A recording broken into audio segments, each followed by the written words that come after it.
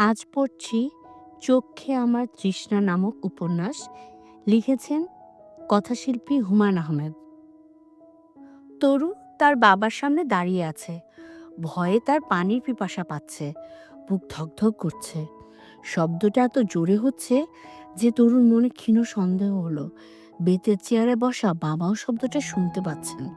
এক্ষুনি ভুরু কুচকে জিজ্ঞেস করবেন, হাতুড়ি পেটার শব্দ কে করে? What sound? ভুলভাল ইংরেজি বলা তার স্বভাব। তরুর বিচার সভা বসেছে। সে ভয়ঙ্কর একটা অন্যায় করে ধরা পড়েছে। শাস্তি হবে এটা জানা কথা। শাস্তির জন্য তার কোনো ভয় লাগছে না। শাস্তি আর কি হবে? ইউনিভার্সিটিতে পড়া মেয়েকে কোনো বাবা মারধর করে না। একটা চর হয়তো গালে দেবেন। শাস্তির চেয়ে চর খাবার লজ্জাটাই হবে প্রধান। তরুর ভয় করছে অন্য কারণে। বাবা বলে বসতে পারেন, তুমি উচ্ছন্নে যাচ্ছ, তোমাকে আমি পুষবো না। কোনো একটা ছেলে দেখে বিয়ে দিয়ে দিব। নষ্টামি যা করার জামাইয়ের বাড়িতে গিয়ে করো। বদ মেয়ে, সুপার নটি গার্ল। তরু মোটেই বদ মেয়ে না। তার ধারণা সে খুবই ভালো মেয়ে। ভয়ঙ্কর অন্যায় সে যা করেছে, অন্য কোনো বাবার কাছে এটা হয়তো অন্যায় বলেই মনে হবে না। তার বাবার কাছে সবই অন্যায়। টিভি দেখা অন্যায়, শব্দ করে গান শোনা অন্যায়, রাত 11টার পর জেগে থাকা অন্যায়, পরীক্ষায় খারাপ করা অন্যায়, গল্পের বই পড়া অন্যায়, বারান্দায় দাঁড়িয়ে রাস্তার দিকে তাকিয়ে থাকা অন্যায়।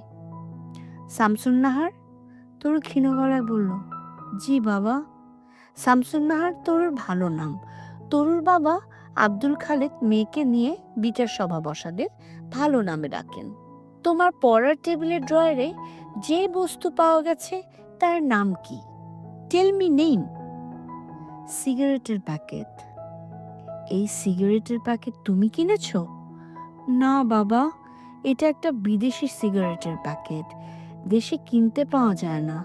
এক একটা সিগারেট এক এক রঙের। প্যাকেট খুলে দেখাবো? প্যাকেট খুলে দেখানোর প্রয়োজন দেখছি না তো। এই সিগারেট তোমাকে কে দিয়েছে? Who gave? তোর জবাব দিল না। সত্যি কথাটা বলা ঠিক হবে কিনা বুঝতে পারছে না। সিগারেটের প্যাকেটটা তাকে জন্মদিন উপলক্ষে দিয়েছে আয়েলিতা। আয়েলিতা তার অতি প্রিয় বান্ধবী। আয়েলিতার বাবা থাকেন ইতালির মিলান শহরে। যতবারই দেশে আসেন, আয়েলিতার জন্য অদ্ভুত অদ্ভুত জিনিস নিয়ে আসেন। তার কিছু কিছু আয়েলিতা তরুকে দেয়। এবার দিয়েছে সিগারেটের প্যাকেট এবং একটা লাইটার। লাইটারটা দেখতে ফুটবলের মতো। চাপ দিলেই হুশ করে আগুন বের হয়। খালেক সাহেব ধমক দিয়ে বললেন, সিগারেটের প্যাকেট তোমাকে কে দিয়েছে বলছো না কেন? যে দিয়েছে তার নাম বলো, টেলিফোন নাম্বার বলো। আমি তার সঙ্গে এবং তার বাবা মার সঙ্গে কথা বলবো। নাম বলো। খাম্বার মতো দাঁড়ায় থাকবা না।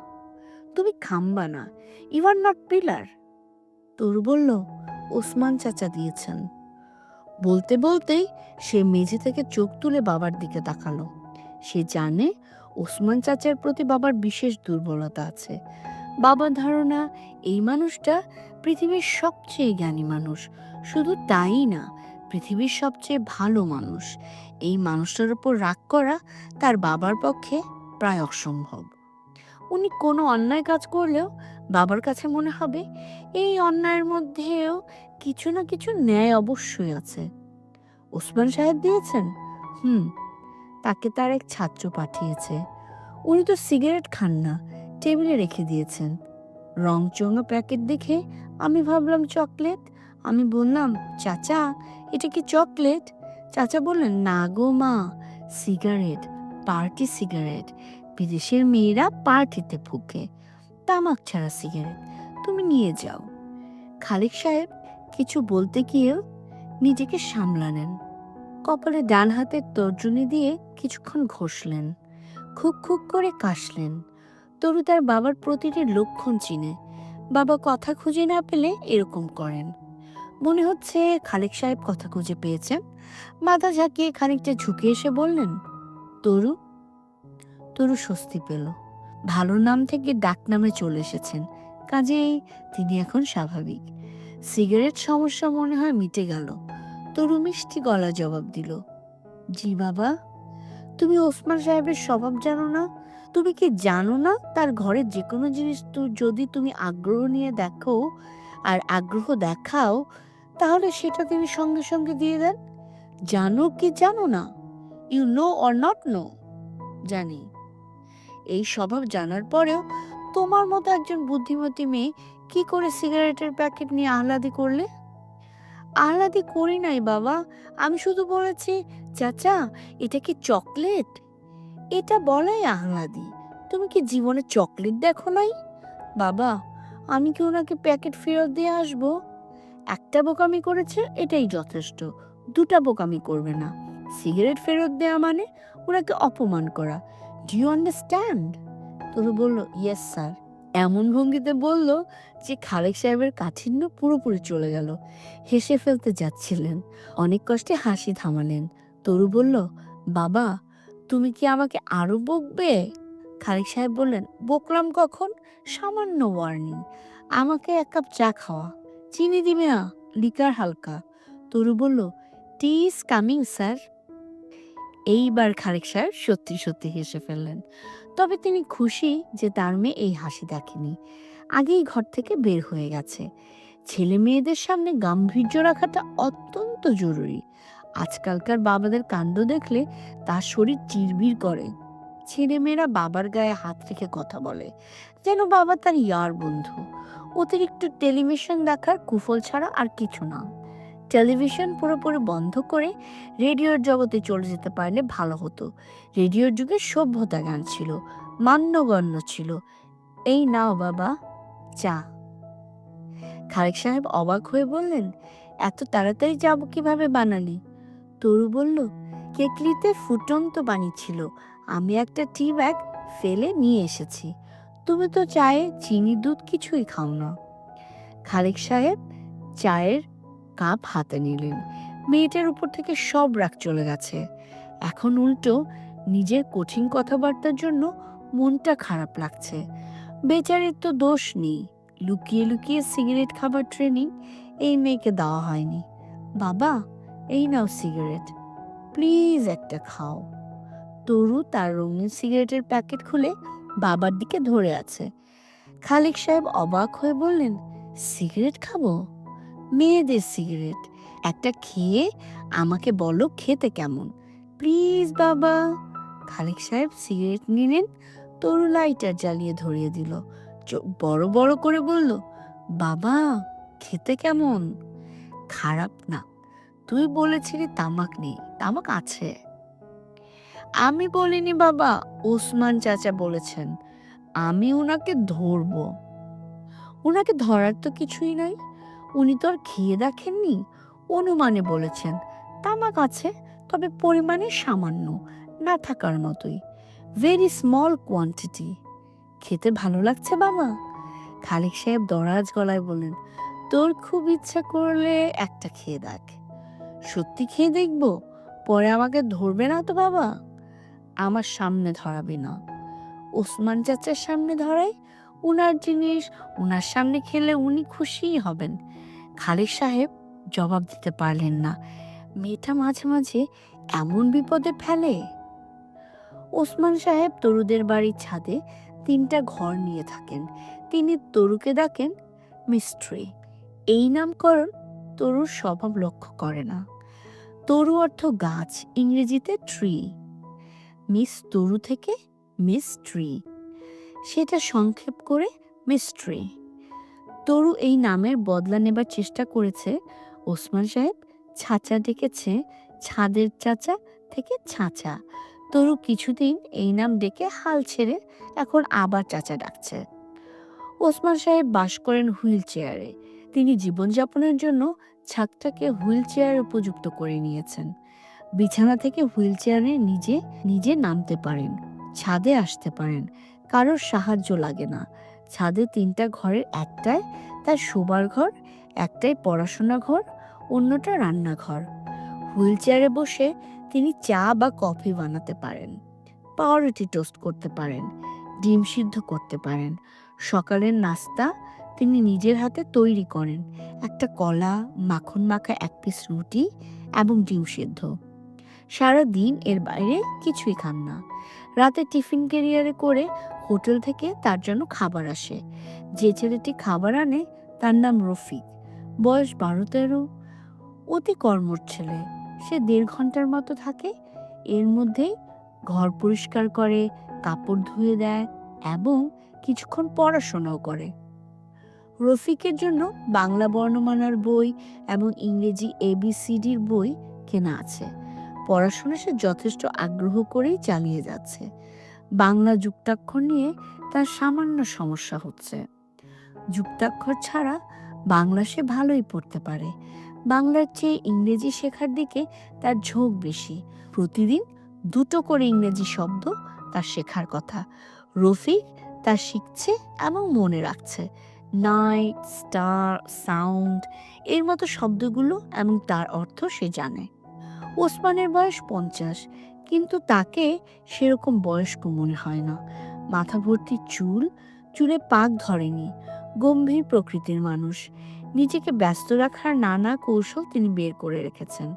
আকাশের তারা দেখা, বই পড়া, সিনেমা দেখা, গান শোনা, ইদানিং ছবি আঁকা শেখার জন্য বইপত্র কেনা শুরু করেছেন।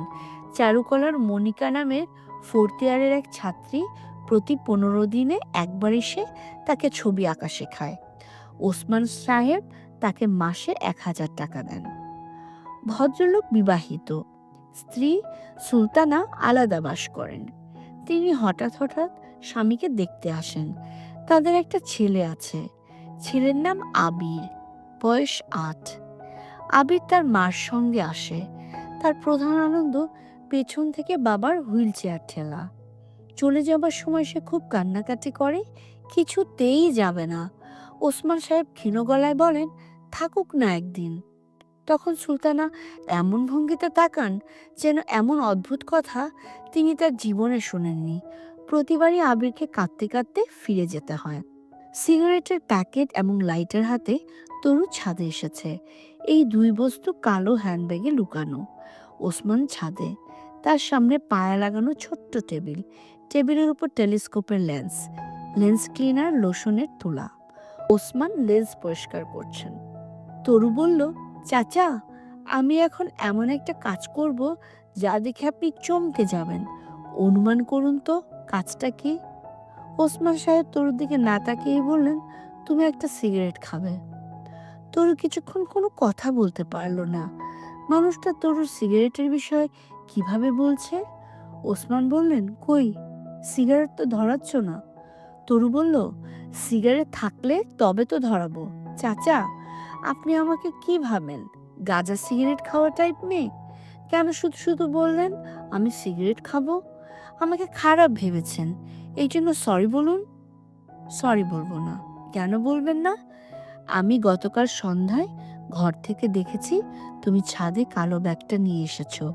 ব্যাগ খুলে সিগারেট বের করে ধরিয়েছ, আগ্রহ করে ধোঁয়া ছাড়ছ। আমার ধারণা আজও তোমার ব্যাগে সিগারেট আছে। এখন বলো, আছে না? আছে। তবে বাবা আমাকে সিগারেটের প্যাকেট রাখার এবং সিগারেট খাবার পারমিশন দিয়েছেন।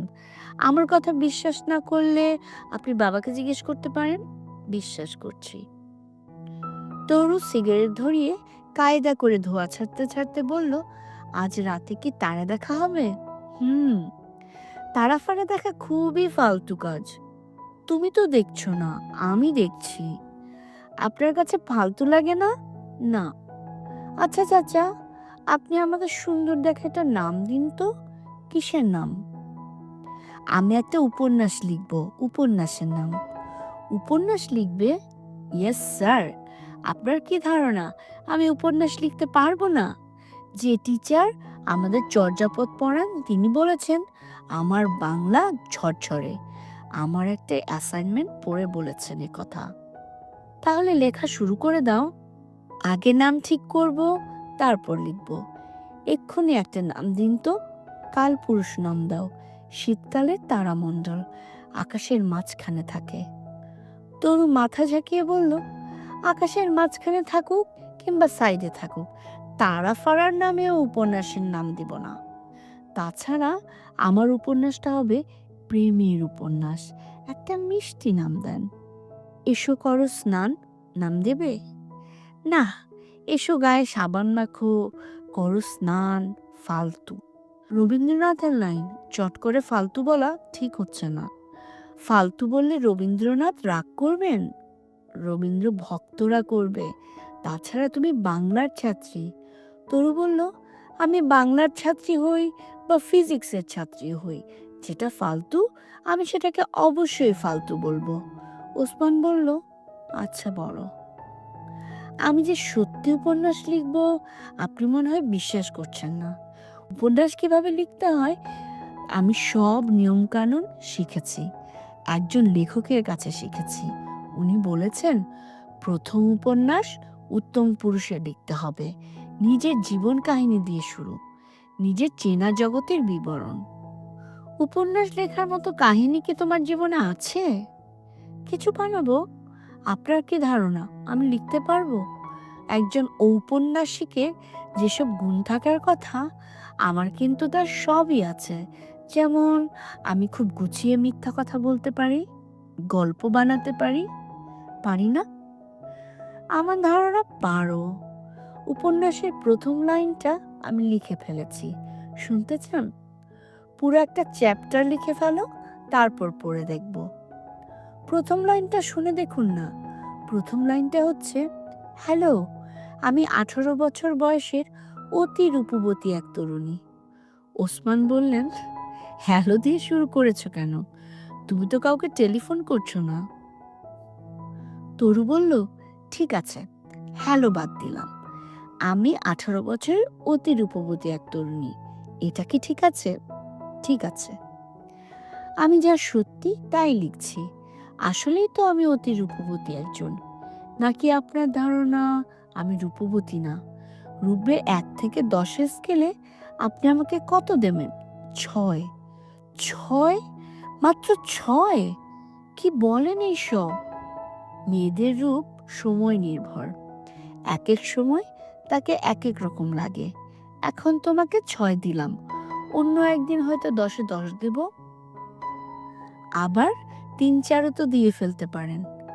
এত কম দেব না। তরু আরেকটা সিগারেট ধরিয়েছে।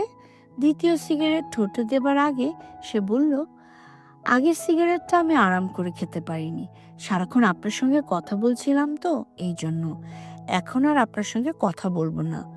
তরু ছাদের অন্য মাথায় চলে গেল। ঘরে টেলিফোন বাজছে। ওসমান হুইল চেয়ার নিয়ে রওনা হলেন। ইদানিং টেলিফোনের ব্যাপারটা ভালো লাগছে না। কারোর সাথে কথা বলতে ইচ্ছে করে না। নির্বাসিত জীবন ঢাকার বাইরে কোথাও হলে ভালো হতো, যেখানে টেলিফোন থাকবে না, চিঠিপত্রের ব্যবস্থা থাকবে না। হ্যালো, ওসমান ভাই বলছেন? হ্যাঁ, আমি রাকিব, চিনতে পারছেন? গলার স্বরেই ওসমান চিনেছেন। তারপরে বললেন, সরি, চিনতে পারছি না। ড্রাফটম্যান রাকিব, মুন্সিগঞ্জ। ও আচ্ছা। ওসমান ভাই, অনেক চেষ্টা করে আপনার নাম্বার জোগাড় করেছি। আপনার জন্য ভালো খবর আছে। বলুন শুনি। আপনি করে বলছেন কেন? সারা জীবন তুমি করে বলেছেন। আপনি কি এখনো চিনতে পারেননি? চিনতে পেরেছি, বলো। ভালো খবরটা কি? আপনার জন্য কাজ জোগাড় করেছি। শৌখিন লোক, প্রচুর টাকা পয়সা, স্পেনে থাকে, সাভারে বাগানবাড়ির মতো করেছে, 200 বিঘা জমির বাগানবাড়ি। সেখানে সে মেডিটেশন ঘর বলে একটা ঘর বানাতে চায়। আপনাকে দিয়ে ডিজাইন করাবে, ভালো টাকা পয়সা দেবে, টাকার ক্রোকোডাইল। আপাতত আমি কোনো ডিজাইন করছি না, মাথায় কিছু আসছে না। এখন আসছে না, পরে আসবে। আইডিয়া আপনার ভালো লাগবে। স্পেনের আর্কিটেক্ট গডির মতো করে সে মেডিটেশন হাউস করতে চায়, সাগ্রাদা ফ্যামিলি টেম্পলের মতো করতে চায়। এতে ম্যাসিভ না, তারপরও। ওসমান বলল, হ্যালো, হ্যালো, আমার কথা কি শুনতে পাচ্ছেন না? আমি তো পরিষ্কার শুনতে পাচ্ছি। ওসমান নিজেও পরিষ্কার শুনতে পাচ্ছেন, তারপরও হ্যালো, হ্যালো, হ্যালো বলে রিসিভার রেখে দিলেন। সাগ্রাদা থাকুক সাগ্রাদার মতো, আপাতত চা খাওয়া যাক।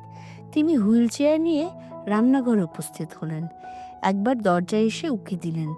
তরুর সিগারেট খাওয়া শেষ হয়েছে, তবে সে এখনো ছাদেই আছে। ওসমান বলল, তরু চা খাবে?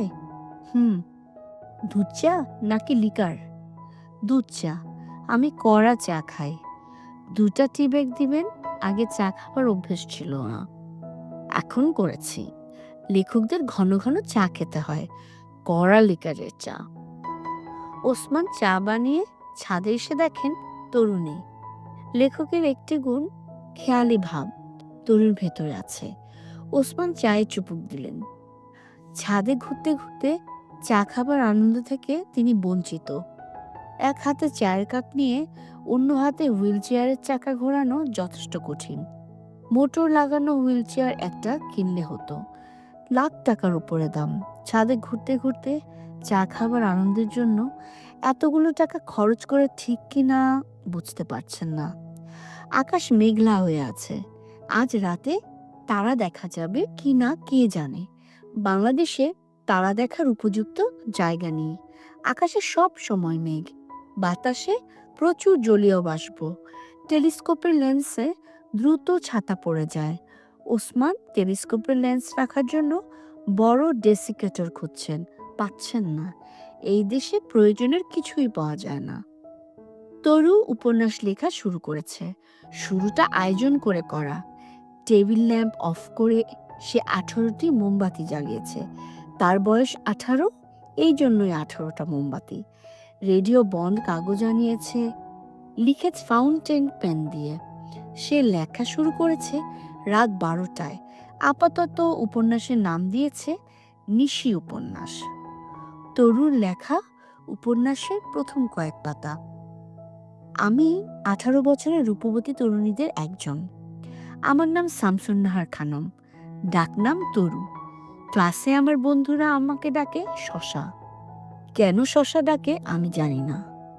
কেন ডাকে জিজ্ঞেস করেছিলাম, কেউ বলে না, শুধু হাসে। নিশ্চয়ই বাজে কোনো কারণ আছে। সবচেয়ে বেশি হাসে আইলিতা। হা হা হি হি হা হা। আইলিতার হাসি পুরুষদের মতো। আইলিতার নিকনেম ছাগলের দাড়ি। শুনলে মনে হয় খারাপ কিছু না, আসলে ভয়ঙ্কর। আমি বাবার সঙ্গে থাকি, বিয়ে হয়নি এই জন্য বাবার সঙ্গে থাকি। আমার ধারণা বিয়ের পরও আমি বাবার সঙ্গেই থাকবো, কারণ বাবা একা। বাবার প্রথম স্ত্রী আমার বড় খালা। বিয়ের 2 বছরের মাথায় তিনি হার্ট অ্যাটাকে মারা যান। তখন বাবা আমার মাকে বিয়ে করেন। আমার মা মারা যান আমার জন্মের 1 বছরের মাথায়। আমার আর কোনো খালা ছিলেন না বলে বাবা আর বিয়ে করতে পারেননি। আমি নিশ্চিত আমার যদি আরেকজন খালা থাকতেন, বাবা তাকেও বিয়ে করে ফেলতেন এবং তিনিও মারা যেতেন। বাবা তার মৃত স্ত্রীদের অত্যন্ত পছন্দ করেন। আমার মা এবং খালা দুজনেরই 2টো ওয়েল পেইন্টিং পাশাপাশি সাজানো। দুজনেরই মৃত্যুদিনে বাড়িতে কোরআনখানি হয়, মিলাদ পড়ানো হয়। বাবা মুখ শুকনো করে ওই 2 দিন ঘরেই থাকেন, কোথাও যান না।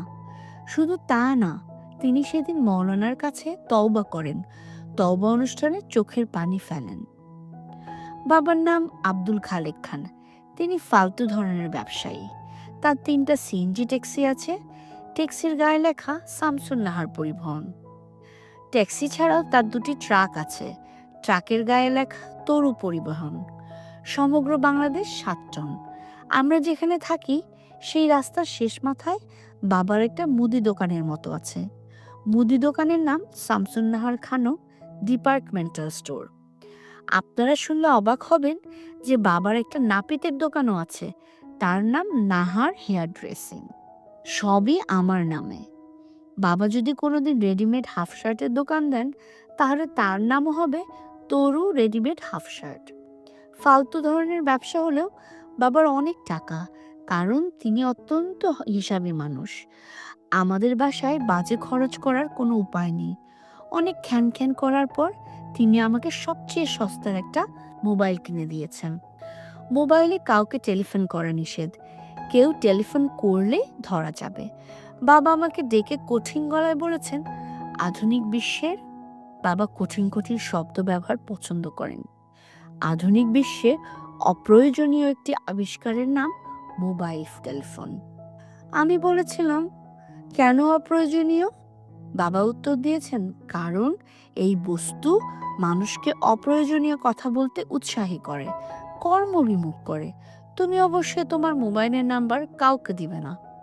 আমি বললাম, কাউকে নাম্বার না দিলে তারা টেলিফোন করবে কিভাবে? ঠিক আছে, আমার মোবাইল লাগবে না, এটা তোমার কাছেই থাকুক। আমার যখন দরকার হবে তোমার কাছ থেকে নিয়ে টেলিফোন করব। এরপর বাবা বিরক্ত হয়ে আমাকে টেলিফোন দিয়েছেন। বাবা কথায় কখনো আমার সঙ্গে পারেন না, যখন পারেন না তখন হামকি ধামকি করেন। আমার মোবাইল টেলিফোনের নাম্বার 01781192230। আমার উপন্যাস যদি ছাপা হয়, কেউ যদি কিনে পড়েন, তাহলে আমাকে এই নাম্বারে টেলিফোন করে জানাবেন। রাত 12টার পরে করবেন, তখন কল চার্জ কম। আমি অনেক রাত জাগি। এখন বলি, আমরা কোথায় থাকি? কলা বাগানে। 20 বছর আগে বাবা তার এক বন্ধুর কাছ থেকে 3 কাঠা জায়গা কিনেছিলেন। সেই 3 কাঠায় বাবা দোতলা বাড়ি বানিয়েছেন। আমরা দোতলায় থাকি। বাবার ব্যবসার লোকজন, ট্রাক ড্রাইভার, ট্যাক্সি ড্রাইভার, দোকানদার, নাপিত, এরা সবাই একতলায় থাকে। একতলার 2টো কামরা বাবা ভাড়া দিয়েছেন। সেখানে জামান নামে এক ভদ্রলোক তার স্ত্রী এবং শালাকে নিয়ে থাকেন। জামান সাহেব কিছুদিন পরপরই তার শালাকে মারধর করেন। শালাটার নাম সঞ্জু। সে কলেজে পড়ে, 2nd ইয়ার, হাঁপা টাইপের। দুলাভাইয়ের মার খেয়ে সে হাউ হাউ করে দোতলা সিঁড়িতে বসে কাঁদে। ছেলেটা দেখতে সুন্দর আছে, তবে অতিরিক্ত রোগা। সে যদি আমাদের সঙ্গে পড়তো, তাহলে আমি তার নাম দিতাম সুতাকৃমি। এখন আমি আপনাদের সুতাকৃমির একটি মজার গল্প বলবো। উপন্যাসের নিয়মে এই গল্প আরো পরে আসা উচিত, কিন্তু পরে ভুলে যাব, এই জন্যই বলছি। উপন্যাসের নিয়মে চরিত্রদের চেহারা এবং আচার ব্যবহার কিছুটা বর্ণনা করা দরকার, যাতে পাঠক চরিত্র সম্পর্কে ধারণা করতে পারে এবং গল্পরে সে একজনকে দাঁড়া করাতে পারে। আমি বাবার চেহারা বর্ণনা করতে ভুলে গেছি। সুতাকৃমি সম্পর্কে শুধু বলেছি দেখতে সুন্দর। এখন দুজনের চেহারার বর্ণনা দেব, তারপর সুতাকৃমির গল্পটা বলবো। বাবা জনাব আব্দুল খালেদ খান, বয়স 40, মিডিয়াম হাইট, মোটা সোটা, ভুঁড়ি আছে, মাথায় টাক, গোঁফ আছে, মোটা গোঁফ, গোঁফ খানিকটা পাতা, কানে লম্বা লম্বা লোম আছে, এইগুলো তিনি কখনোই কাটেন না। কানের লোম নাকি লক্ষ্মী, কাটতে নেই। মুখ গোলাকার, গায়ের রং ফর্সা, চোখে চশমা পরেন, প্রচুর পান খান বলে দাঁতে কালো কালো দাগ আছে। তার কানে যেমন লম্বা লম্বা লোম আছে, নাকেও আছে। চুল কাটার সময় নাপিত নাকের গর্তে কেচি ঢুকিয়ে নাকে চুল কেটে দেয়। নাপিত এই কাজটা আমাদের বাসায় এসে করে বলে আমি দেখেছি। অতি কুৎসিত দৃশ্য। ভুল ইংরেজি অবলীলায় বলা বাবার স্বভাব। ট্রাক ব্যবসায় তিনি লস খেয়েছেন, এর ইংরেজি তিনি করলেন big lost in truck business. রাগারাগি, হইচই করা তার স্বভাব। তার ড্রাইভারদের তিনি বস্তি টাইপ গালাগালি করেন, আবার কিছুক্ষণ পরে বাবারে কেন এরকম করিস বলে পিঠে হাত দেন। সুতাকৃমি সঞ্জু, বয়স 18-19 কিংবা 16-17, রোগা, লম্বায় খুব সম্ভব 5 ফিট 7 ইঞ্চি, গায়ের রং উজ্জ্বল শ্যামলা, চেহারা বালক বালক, মুখ লম্বাটে, চোখ মেয়েদের মতো, অর্থাৎ চোখের পাপড়ি বড় বড়, নাক সামান্য চাপা, ডান দিকের কপালে লাল তিল আছে, মাথার চুল কোকড়ানো, প্রায় নিগ্রো টাইপ, ঠোঁটও নিগ্রোদের মতো মোটা, তবে দেখতে খারাপ লাগে না। এখন সুতাকৃমির ঘটনাটা বলি। সেদিন ছিল বুধবার। বুধবার সকালে আমার কোনো ক্লাস নেই। প্রথম ক্লাস 11টায়। ক্লাস নেবেন রবীন্দ্র বিশারদ ডক্টর সিদ্দিক। রবীন্দ্র বিশারদরা সাধারণত নজরুল বিদ্বেষী হয়। তিনি নজরুল বিদ্বেষী। তার ধারণা কবি নজরুল একজন মহান পদ্যকার ছাড়া কিছুই না। সিদ্দিক স্যার কখনো রোল কল করেন না, সবাইকে পার্সেন্টেজ দিয়ে দেন। কাজে আমি ঠিক করলাম কলেজে যাব দুপুরের পর। টিভি দেখার জন্য টিভি ছেড়েছি। বাবা বাসায় নেই তো টিভি ছাড়া যায়। জি টিভিতে শাহরুখ খানের কি একটা ছবি দেখাচ্ছে। শাহরুখ খানের অভিনয় আমার ভালো লাগে না। তার চেহারা ফাজিলের মতো, অভিনয়ও ফাজিলের মতো। তারপরও দেখছি। হঠাৎ সুতা কিমির বোন হাউমাউ করে দরজা খুলে ঘরে ঢুকেই বলল, তরু, আমার ভাইটাকে বাঁচাও, ওকে মেরে ফেলছে। ওর দুলাভাই ওকে মেরে ফেলছে। আমি ছুটে গেলাম, গিয়ে দেখি রক্তারক্তি কাণ্ড। বেচারা লুঙ্গি পরেছিল, লুঙ্গি খুলে গেছে, সে মেঝেতে ন্যাংটো হয়ে পড়ে আছে, ঠোঁট কেটে রক্ত পড়ছে, হাত কেটে রক্ত পড়ছে। সুতাকিমির বোন লীলা ভাবি লুঙ্গি দিয়ে ভাইকে ঢাকলো। আমি ভদ্রলোকের দিকে তাকিয়ে কঠিন গলায় বললাম, কি করছেন আপনি? এখনো যদি মারা যায় আপনার তো ফাঁসি হয়ে যাবে, আমি সাক্ষী দেব। ভদ্রলোক বললেন, তরু, তুমি জানো না ও কত বড় চোর। আমার 20,000 টাকা চুরি করেছে, নিজের হাতে ব্রাউন পেপারে মুড়ে ড্রয়ারে রেখেছি। আমরা 3জন ছাড়া ঘরে আর কেউ আসে না। আমি বললাম, কথাবার্তা পরে শুনবো, এখন তাকে হাসপাতালে নিয়ে যান। আমার কথা শেষ হবার আগেই সুতাকিমি রক্তবমি করা শুরু করলো। এই দেখে সম্ভবত তার দুলাভাইয়ের টনক নড়ল। স্বামী স্ত্রী দুজনে মিলে সুতাকিমিকে নিয়ে রওনা হলো হাসপাতালের দিকে। দুপুরে ভাত খাচ্ছি, নীলাভাবি এসে জানালো ডাক্তাররা তার ভাইকে হাসপাতালে ভর্তি করেছে, আর টাকাটা চুরি হয় নাই, পাওয়া গেছে। আমি বললাম, কোথায় পাওয়া গেছে? নীলাভাবি চোখ মুছতে মুছতে বললেন, খাটের নিচে, ড্রয়ার থেকে নিচে পড়েছে, পায়ের ধাক্কা লেগে চলে গেছে খাটের নিচে। জামান ভাই এখন কি বলছেন? কি আর বলবে, কিছু বলছে না, গম্ভীর হয়ে বসে আছে। সরি তো বলবে? আশ্চর্য কথা বললে। তোমার ভাই কি সরি বলার মানুষ? টাকা পাওয়া গেছে এতেই সে খুশি। সুতাকৃমি 3 দিন পর হাসপাতাল থেকে ফিরে স্বাভাবিকভাবে বাজার সদাই করা শুরু করলো, কলেজে যাওয়া আসা শুরু করলো, যেন কিছুই হয়নি। আজ এই পর্যন্ত লিখলাম, কারণ 18টা মোমবাতির 11টা শেষ হয়ে নিভে গেছে, বাকি 7টা যাই যাই করছে। কাজেই প্রিয় পাঠক সমাজ, বিদায়। তরুর লেখা এইটুকুই। আসল ঘটনা সে লেখায় বাদ দিয়েছে। উপন্যাসের শেষের দিকে আসলটা লিখবে। পাঠকদের জন্য সাসপেন্স জমা থাকুক। একটা ছোট সমস্যা অবশ্য থাকবে, পাঠকরা 20,000 টাকা চুরির ঘটনা ভুলে যেতে পারে। সবার স্মৃতিশক্তি তো আলবার্ট আইনস্টাইনের মতো না যে সবই মনে পড়বে। মূল ঘটনা হচ্ছে, সুতাকৃমি 20,000 টাকা ঠিকই চুরি করেছিল। এক দুপুরবেলায় তরুদের বাসায় ঘন ঘন কলিং বেল টিপছে, তার মুখে ঘাম, নিঃশ্বাস পড়ছে ঘন ঘন, মুখ কাদো কাদো। তরু বলল, কি সমস্যা? সে ব্রাউন কাগজে মোড়া একটা প্যাকেট বের করে বলল, এই প্যাকেটটা রাখবেন? তরু বলল, প্যাকেটে কি, বোমা নাকি পিস্তল? টাকা, 100 টাকার 2টা বান্ডেল। টাকা রাখবো কেন? কার টাকা? দুলাভাইয়ের। তোমার দুলাভাইয়ের টাকা থাকবে তোমার কাছে, কিংবা তোমার বোনের কাছে, আমার কাছে কেন? সঞ্জুর চোখ মুখ ফ্যাকাশে হয়ে গেল। তরু লক্ষ্য করলো তার হাত কাঁপছে, যে কোনো মুহূর্তে টাকার বান্ডেল হাত থেকে পড়ে যাবে। তরু বলল, টাকাটা কি তুমি চুরি করেছো? সঞ্জু অন্যদিকে তাকিয়ে হ্যাঁ সূচক মাথা নাড়ল। তরু বলল, ঝেড়ে কাশতে হবে, খুক খুক করে কাশতে তো হবে না। ঘটনা কি বলো তো? আমি পালিয়ে যাব। কোথায়? টেকনাফে আমার এক বন্ধু আছে, কাঠচিরাই কলে কাজ করে, তার কাছে যাব। বন্ধুর নাম কি? এনামুল করিম। পড়াশোনা বাদ দিয়ে কাঠচেরাই? দুলাভাইয়ের কাছে আর থাকতে পারছি না। 3 মাসের কলেজের বেতন বাকি পড়েছে, কলেজের নাম কাটা গেছে। এই 20,000 টাকা নিয়ে আমি পালিয়ে যাব। তরু প্যাকেট রেখে দরজা বন্ধ করে দিল। মারামারির মূল ঘটনার পর জামান এবং তার স্ত্রী যখন সঞ্জুকে নিয়ে হাসপাতালে, তখন তরু টাকার প্যাকেট খাটের নিচে রেখে এসেছে। হাসপাতাল থেকে ফেরার পর কয়েকবারই তরুর সাথে সঞ্জুর দেখা হয়েছে। সঞ্জু টাকার প্রসঙ্গ তোলেনি, তরুও না। গতকাল তরু সঞ্জুকে একটা সিএনজি ডেকে দিতে বলল। সঞ্জু সিএনজি ডেকে দিল। তরু বলল, লক্ষ্য করলাম কলেজে যাচ্ছ। সঞ্জু বলল, নাম যে কাটা গিয়েছিল, নাম কি উঠেছে? উঠেছে। তোমার দুলাভাই বেতনের টাকা দিয়েছেন? আপা দিয়েছেন। উনি কোত্থেকে দেবেন? উনার কি আলাদা টাকা আছে? না, মনে হয় দুলাভাইয়ের কাছ থেকে চেয়ে দিয়েছেন। তোমার বন্ধু এনামুল করিম কেমন আছে? জানি না। যোগাযোগ নাই? না।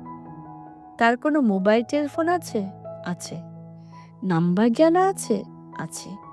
আমার মোবাইলটা নিয়ে তার কাছে টেলিফোন করতে পারো। দরকার নাই। তরু হালকা গলায় বলল, তোমার দুলাভাইকে খুন করার কোনো পরিকল্পনা যদি করো, আমি তোমাকে সাহায্য করতে পারি। আমার এক বান্ধবী আছে, কেমিস্ট্রি ডিপার্টমেন্টে পড়ে। ওর নামও নীলা। ওকে বললেই সে পটাশিয়াম সায়ানাইড জোগাড় করে দিবে। তুমি তোমার দুলাভাইয়ের খাবারের সঙ্গে মিশিয়ে দেবে। পারবে না? না। তারপর আমি জোগাড় করে রাখবো। সব ব্যবস্থা করা থাকবে। আমাকে বললেই হবে। ঠিক আছে? সঞ্জু তাকিয়ে রইল। তার সামান্য ভয় করতে লাগলো। এই অদ্ভুত মেয়েটা এসব কি বলছে? ঠাট্টা করছে নাকি সিরিয়াস? ভাবভঙ্গি দেখে মনে হচ্ছে সিরিয়াস। সঞ্জুর কপাল ঘেমে উঠল।